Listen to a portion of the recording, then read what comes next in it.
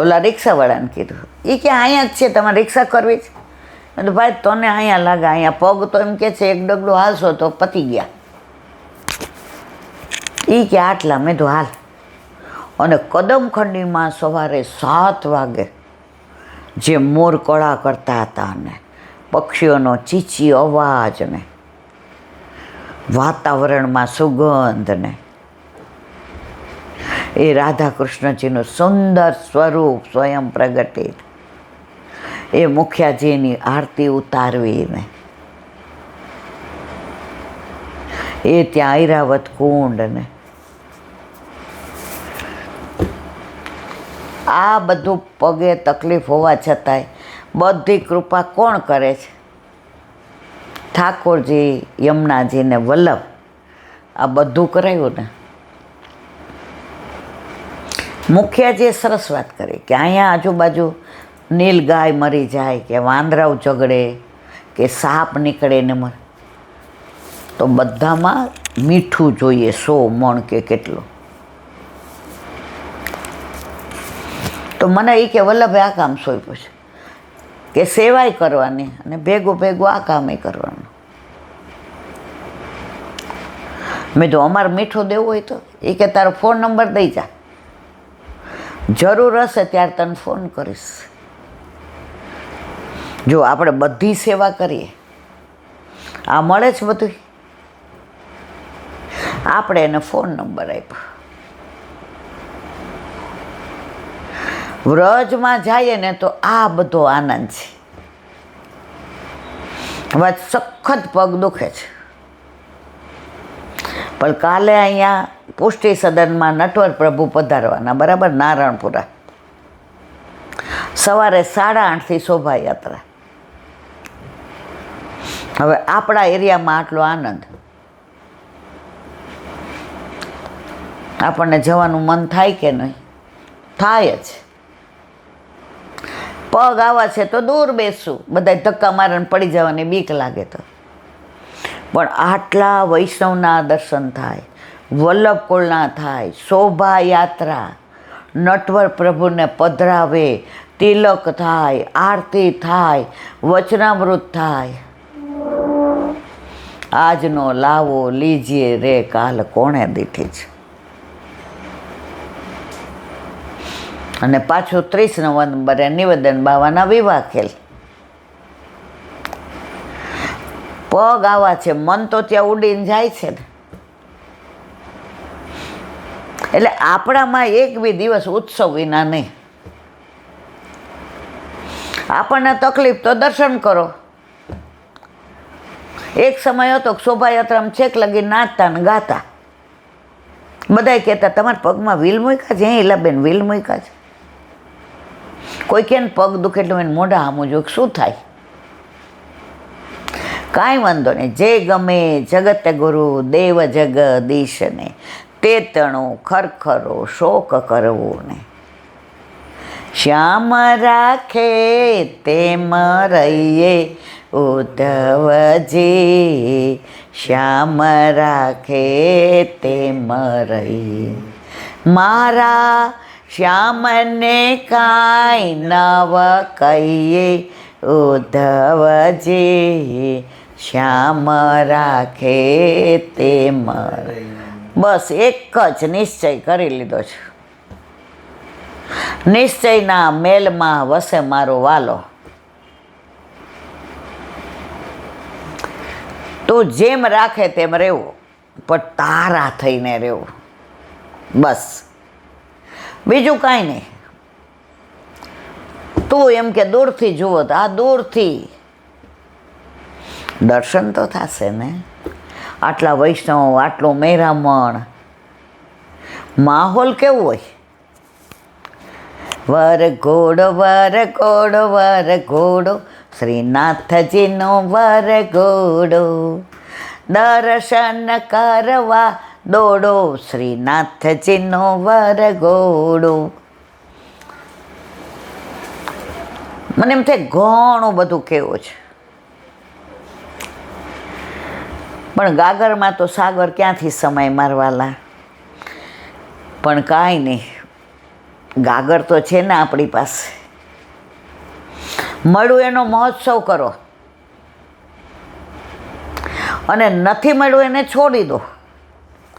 તમે વિચારશો ને કરો તો ગઈકાલે જો તો કેવું કર્યું મારી યારે, અને આજે આટલો આનંદ છે, તો શું કામ ગઈકાલને યાદ કરીને આજને તમે ગુમાવો છો? આજે કેવો આનંદ છે.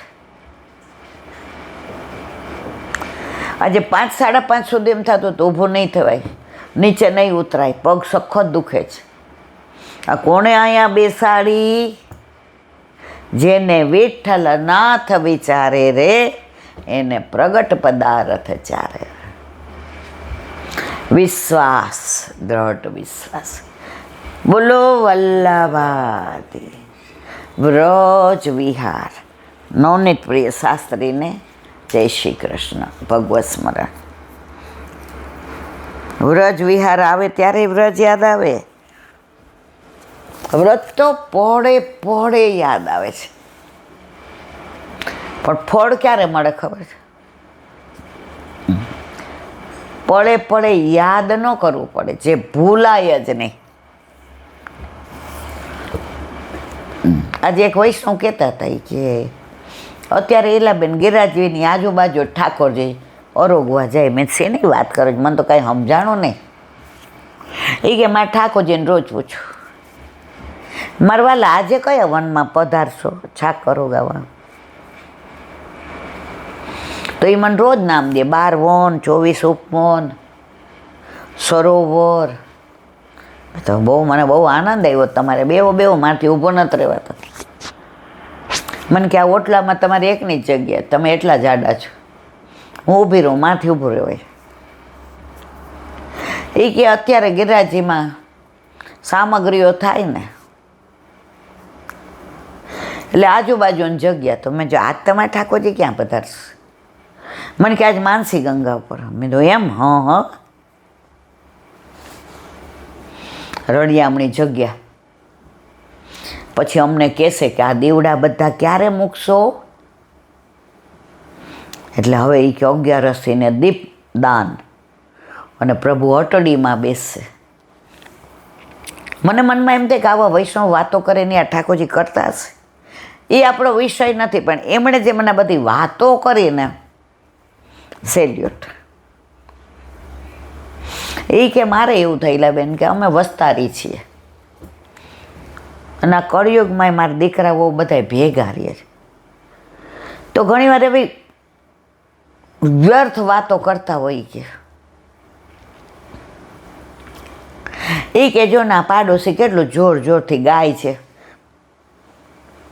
રાગ આવડે છે, હવે જો આ વ્યર્થ વાણીવિલાસ નથી. એ લોકોને એવું થાય કે હું સાંભળું છું, મનમાં કહેતી વાહ મારવાલા, માનસી ગંગા પર કેવી લેરખી આવે છે નહીં? માનસી ગંગાના જળ ઉપરથી ને લલિત વ્રજ દેશ રાજે ગિરિરાજ ત્રિવિધ વાયુ સંચરે. અહીંયા તો જુઓ કેટલા આનંદથી બિરાજો છો, અને સામનેજી તો કેટલા પ્રેમથી આપણે કોર લેવડાવે છે, અને બધા આગ્રહ કરીને પીરસે છે. એ કે આપણે માનસીમ ત્યાં પૂજવાની એને જ. હવે એ કે પાડોશી હું કરે આપણે શું, પણ એ જ્યાં સુધી આપણે આટલી ઉંમરે અહીં પહોંચ્યા તો એ બધા નાના છે, પછી વાતો કરે.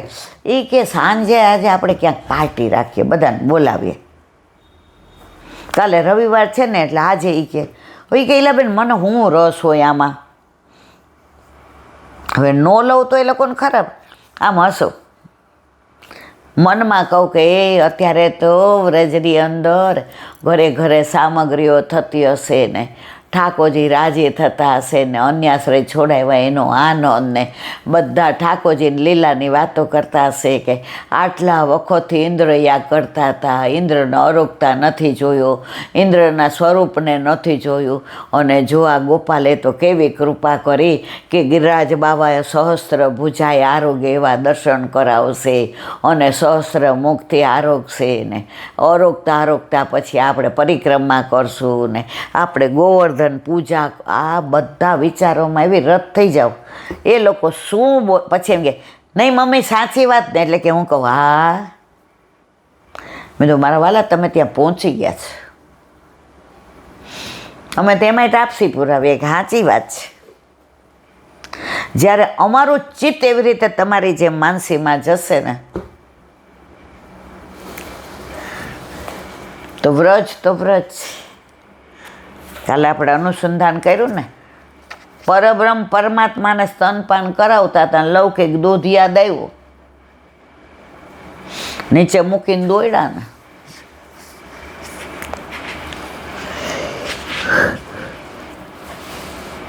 આ કોની લીલા છે? માટ ગાઉને. આપણે જ્યારે ઓલા ભાંડીરવનને ત્યાં જતા હોય ને પછી માટવન આવે ને તો મને કાયમ યાદ આવે, ધન્ય ધન્ય માટ ગામ કે ચોર. નાના હતા ને કીર્તન બા ગાતી હોય ને તો મને એમ થાય આ ચોરની ધન કે છે. આવા કાંઈ કીર્તન હોય ત્યારે અનુસંધાન નહોતી ખબર, ત્યારે વ્રજ લીલાની નહોતી ખબર, વ્રજેશની નહોતી ખબર, વનમાળીની નહોતી ખબર, વિરજાની નહોતી ખબર, વલ્લભની, વિઠ્ઠલની, વ્રજવાસીની નહોતી ખબર. એટલે ઘણા પ્રશ્નો મનમાં ઉઠતા, પણ કોઈ એવું સમજાવી શકે એવું નહોતું. ધીમે ધીમે વ્રજમાં 2-3 વાર જવા માંડ્યા, વ્રજવાસીઓનો સંગ થયો, ગ્રંથો મળ્યા, એવા પ્રાચીન વૈષ્ણવનો સંગ થયો. અને રંગ મારો, જો હું માનું છું મને રંગ લગાડે છે, પણ હજી તો કદાચ કાચો હોય તો ઉતરી જાય. દોષંગ લાગે ને તો કાચો રંગ ઉતરતા વાર નથી લાગતી.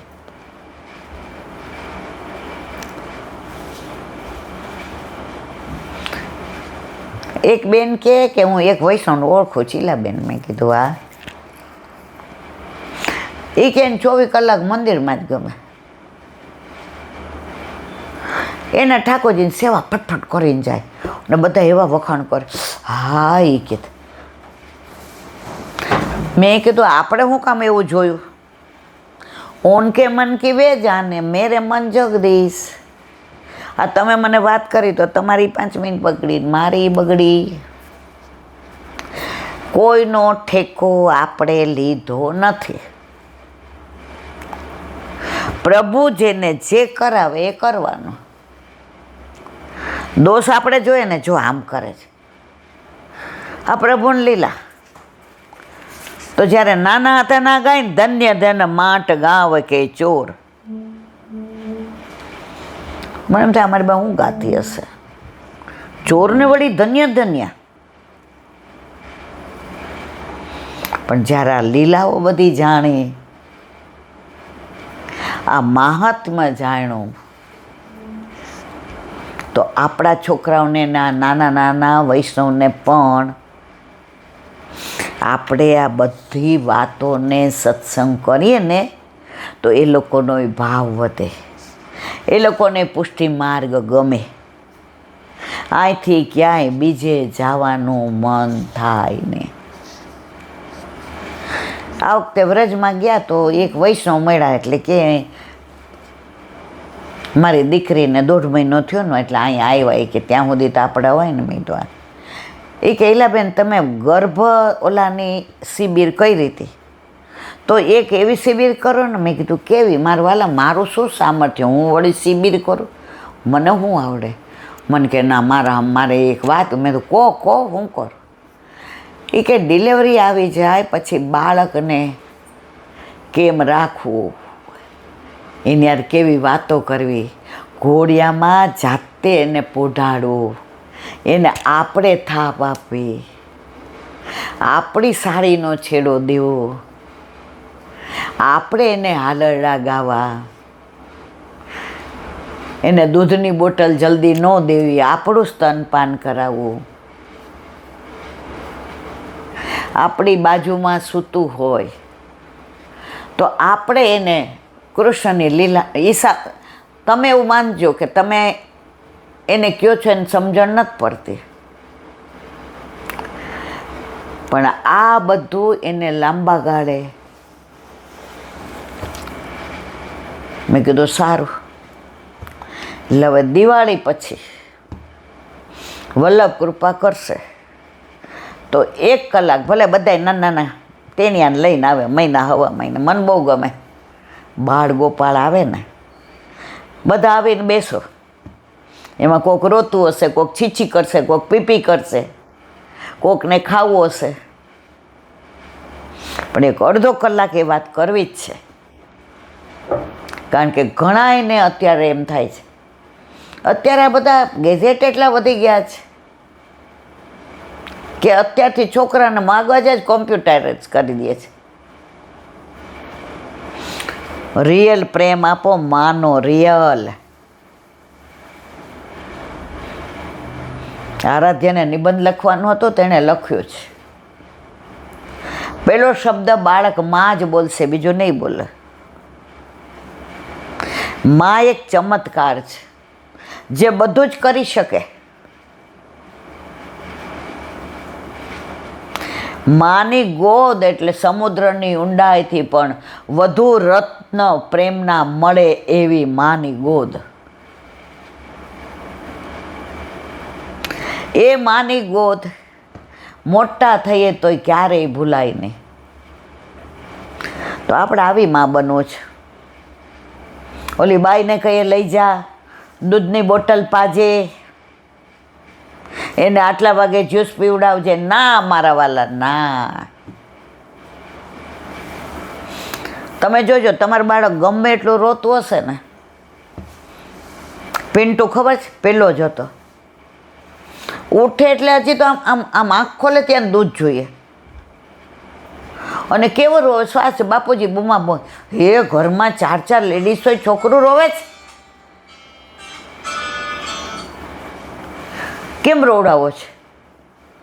બધા હિંચકો નાખે ને ફેરવે, પછી બાપુજી ખીજાય. હવે ઈલા ના આપો. જેવો મારી પાસે આવે, ખડખડ ખડખડ ખડખડ હશે. તો આપણે બધા રિયલ માં બનવાના છે. મમ્મી નથી બનવું મારવાલા. આ મમ્મી બનીને તો છોકરાઓની રગડી નાખી છે. અમને મમ્મી જ કહે છે. મારો આકાશ તો બાકી હો. હું કહું મારે રોયા બધાય તારા ગ્રુપના મમ્મી કે, એ કે બધાને જે કહેવું કે મારા તો બા. બહુ કહું એટલે એમ કે ઈલા બા બસ. એ કે મમ્મી બામાં જે મજા છે ને, મમ્મી અને બા, આખું મોઢું ભરાઈ જાય. તો દિવાળી પછી પ્રભુ જીવતા રાખે અને કૃપા કરે તો બધાય મહિના 6 મહિના ટેણિયા લઈને, લાલો હોય કે લાલ, મારવાલા આવજો. આપણે એની 1 કલાકની શિબિર કરશું અને પ્રેક્ટિકલ. હવે આવ્યું બેલવન.